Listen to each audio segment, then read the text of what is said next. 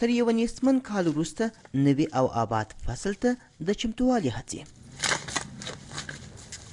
تیر کال یې د انار د پیداوار نیمایي برخه په ونو کې وراسته سول. د انارو دا بڼ د کندهار لویدیځ لور ته په 25 کیلومتري کې د ارغنداب ولسوالۍ یوه څنډه کې دی. د دې باغ څښتن نصیر احمد وایي په هستي کې نیستمن دي.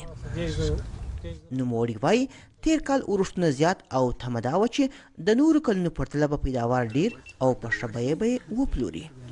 اول سیزن کې چې کله موږ خبرې سره ما اورېدلې وې، مثال دغه موږ اجارهداران کړل د 15 لکو پورې خرڅېدی.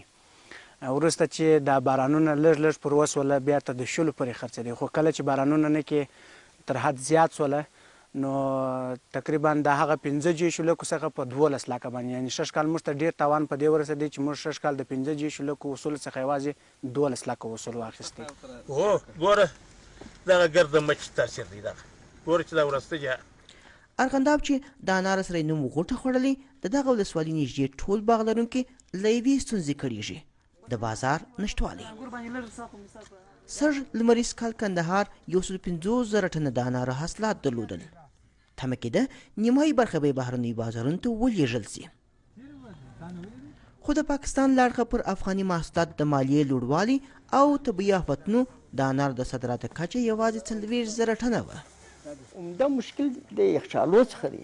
موږ دلته یخچالونه نه لرو. څو پیدا موږ پیشنهاد کړی چې دلته یخچالونه جوړ کړي چې دغه انار پر وخت زمان باندې وش کېږي چې هغه 10,000 ټنه خرابېږي، 15 دې خراب شي، 15 خو به پاتې په دې یخچالو. د کندهار د کرهڼې اداره وایي روان مریض کال کې د انار او انګورو په ګډون دغه ولایت 650,000 ټنه کرنیز محصولات درلودل. په کندهار کې د کرنیزو محصولاتو د خوندي ساتلو لپاره د ګوتو په شمار سړې خونې یا ساړه ستنځایونه شتون لري چې له دوو هغو څخه د تخنیکي ستونزو له کبله کار نه اخیستل کېږي او یوه هم دا ودانۍ ده چې د جوړېدو کار یې شاوخوا 6 کاله وړاندې پیل سو، خو تر 8 سلنه رغنیزو چارو وروسته یې کارونه په ټپه ودرېدله. افغان حکومت که څه هم هوایي دهلیزونه د خپلو لاسته راوړنو څخه یادوي، خو سږ کال له کندهار یو پرواز هم نه دی ترسره سوی.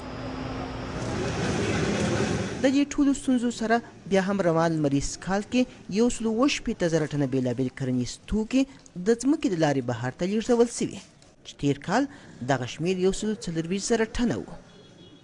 د نیکه مارګه څخه زموږ اوس څو قلمه سبزیجات دي چې هغه هم په ډېره کچه څخه پاکستان ته ځي او تر یو ځای هندوستان ته هم ځي، چې یو عمده قلم چې 6 کال ډېر تللی دی هغه پیاز دی چې تقریبا 2,000 ټنه په دغه 8 کال په جریان کې تللی دی.